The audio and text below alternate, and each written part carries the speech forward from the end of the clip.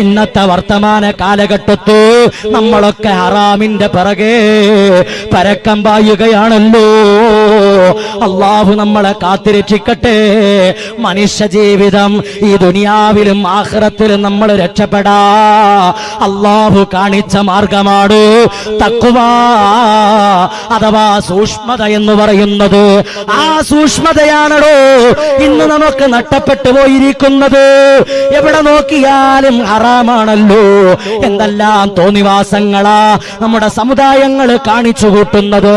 പക്ഷേ പത്താങ്കല്ലിൽ അങ്ങനെ ഒരു പേരോ അങ്ങനെ ഒരു മോശമായ വാർത്തകളോ എവിടെ നിന്നും റിപ്പോർട്ട് ചെയ്തിട്ടില്ല. അൽഹംദുലില്ലാഹ്. അതുകൊണ്ടാണ് പറഞ്ഞത്, ഈ നാടുണ്ടല്ലോ അള്ളാഹു അനുഗ്രഹിച്ച നാടാണ്, അള്ളാഹു അനുഗ്രഹിച്ച പള്ളിയാണ്, അള്ളാഹു അനുഗ്രഹിച്ച ഉമ്മമാരാണ്, അള്ളാഹു അനുഗ്രഹിച്ചവരാണ് നിങ്ങളുടെ പ്രിയപ്പെട്ട മക്കള്. പടച്ച റബ്ബേ, ഖിയാമത്ത് നാളോളം ഈ ഈമാനിന്റെ അന്തരീക്ഷം ഈ നാട്ടിൽ നീ നിലനിർത്തി കൊടുക്കണേ അല്ലാ, നിലനിർത്തി കൊടുക്കണേ അല്ലാ, നിലനിർത്തി കൊടുക്കണേ അല്ലാ.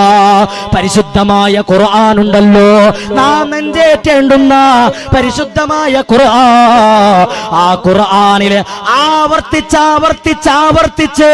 പടച്ച റബ്ബ് നമ്മളോട് പറയുന്നത് 1,24,000 വരുന്ന പ്രവാചകന്മാരോട് അള്ളാഹു ആവശ്യപ്പെട്ടത്, വസിയത്ത് ചെയ്തത് ഔലിയാക്കളോട്, സൂഫിയാക്കളോട്, മുഅ്മിനീങ്ങളോട്, പണ്ഡിതന്മാരോട്, സാധാരണക്കാരോട്, അള്ളാന്റെ റസൂലിനോട് വരെ അള്ളാഹു വസിയത്ത് ചെയ്തത് അനിത്തഖുല്ലാഹ്, അനിത്തഖുല്ലാഹ്. പടച്ച റബ്ബിനെ പേടിക്കണേ, അല്ലാഹയെ സൂക്ഷിക്കണേ. അത് നിർബന്ധമായ ബാധ്യതയാണ്.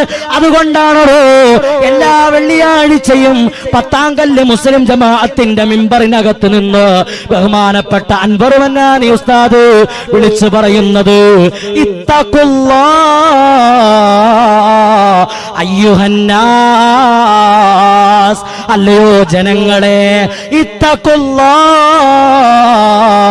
ആ തഖ്വ കൊണ്ട് വസിയ്യത്ത് ചെയ്തിട്ടല്ലാതെ ആ ഖുത്ബ ശരിയാവുകയില്ല. എല്ലാ വെള്ളിയാഴ്ചകളിലും നമ്മൾ കേൾക്കാറുണ്ടല്ലോ, ഇത്തഖുല്ലാഹ്.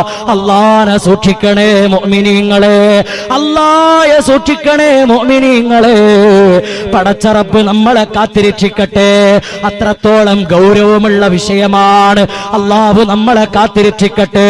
ലോകത്ത് കടന്നു വന്ന 1,24,000 വരുന്ന പ്രവാചകന്മാര് അവരുടെ സമുദായത്തിനോ